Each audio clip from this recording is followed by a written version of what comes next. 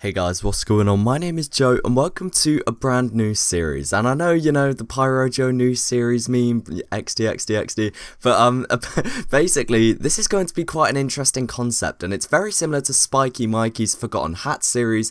However, I'm going to be taking a look at some items that have been forgotten, and you may think it's kind of like a desperate move almost to make a series like this. But some of the items I've found and that will be featured in this series, you're going to be quite surprised with, and hopefully have forgotten they existed. And that's exactly what happened when I came up with the idea for the first episode after talking to a friend about the first item that I'm going to be featuring in today's episode. And I was kind of talking about it and I was like, damn, I haven't seen one of these in so long. No one really speaks about them anymore. Like, I haven't seen them in years, so the chances are they're just sort of brushed under the carpet.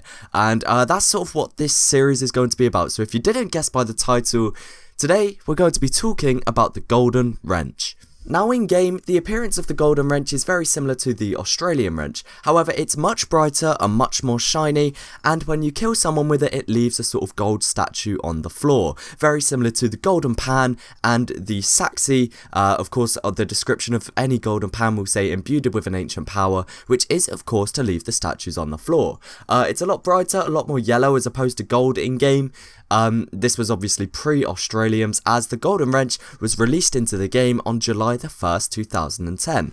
Now, the backstory on how this item was brought into the game is very, very interesting, and it was only actually available to obtain for 7 days between July the 1st and July the 8th of 2010. The Golden Wrench was only obtainable along with the engineer update, and players were informed that every time a player crafted something, whether that be a weapon or a hat, there was a small chance that a Golden Wrench would drop, and there would only be 100 that dropped. And much like low craft hats, every time you see a Golden Wrench in game, it will tell you the number that dropped. There's actually a screenshot on my profile, I'll put it on the screen now. I actually came across someone with a Golden Wrench a couple years back, way in a trade server, back when I was a hardcore trader. I sort of came across that and found it very, very mesmerizing. It looks very nice in game. Only 100 Golden Wrenches were available to drop, and Valve actually suspended the ability to craft scrap into wreck, wreck into ref, and then smelt that ref back into reclaimed to avoid people abusing the crafting system to craft hundreds of items in like an hour or so. They actually completely cut that feature out of the game to stop people exploiting the crafting system to craft many more items to get a higher chance of a Golden Wrench. After each 25 Golden Wrenches were crafted, or each 25 individual Golden Wrenches were given out, a new section of the engineer update was released, which I think is a really cool concept.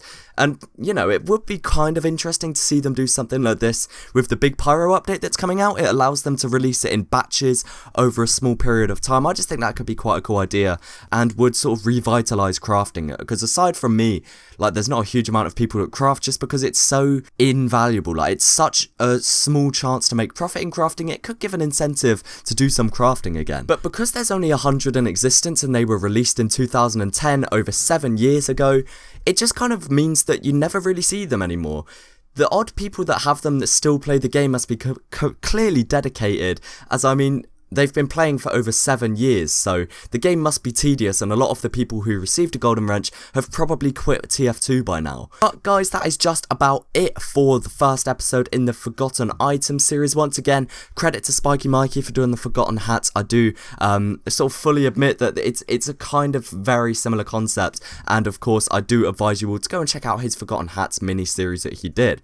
Leave your opinions on this down below, and along with any suggestions of items that haven't really been seen anymore or were brought into the game ages ago that you never really see anymore. But guys, that is just about it for this video. Let me know your thoughts down below, drop a like if you enjoyed, and that is just about it. Thanks again for watching guys, and peace.